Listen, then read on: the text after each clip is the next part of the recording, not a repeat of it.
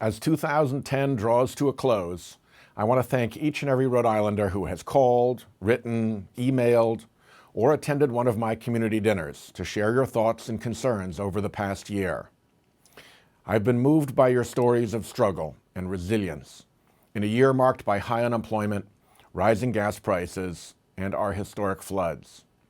For our state, 2010 brought uncertainty and anxiety, but Rhode Island's spirit stayed strong and has inspired me. In Washington, I've worked with my colleagues to deliver the help our state needs, starting with supporting families and businesses as they seek to recover from a once-in-a-lifetime recession. From securing federal funding that will help develop Quonset Point into a hub for emerging clean energy industries, to working to transform the Port of Providence into a modern marine cargo center, to improving our health information technology, I've tried to help our state's economy rebound, creating jobs, and building the foundation for a new generation of prosperity. Because our state was hit so hard by the foreclosure crisis, Senator Reid and I fought for federal assistance to help keep families in their homes and protect your neighborhood home values. So far, we've been able to get nearly $80 million to help Rhode Islanders. And if you're a homeowner who needs help, please call the number on your screen.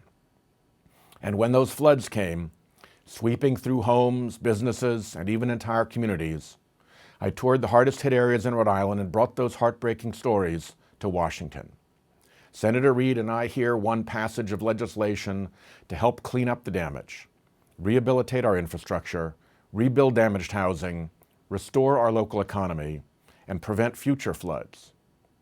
This year, we also passed new reforms to put patients in charge of their health care. Already, Rhode Islanders under the age of 26 are able to stay on their parents' insurance.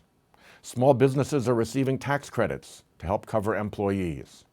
And in a provision I worked especially hard to include, seniors are getting help to pay for their prescriptions and avoid falling into that Medicare donut hole.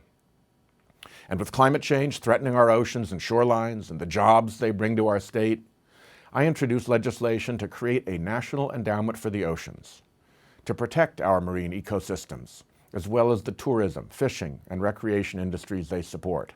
I'll keep fighting to pass that bill next year. I know we've gone through some tough times in 2010, and we have some big challenges ahead of us. With too many Rhode Islanders still looking for work, and too many families still struggling to make ends meet, jobs remain job one, for me and for the Senate. And with our growing deficit a cause for real concern, I'll work to put our fiscal house back in order, but without balancing our budget on the backs of seniors or the middle class.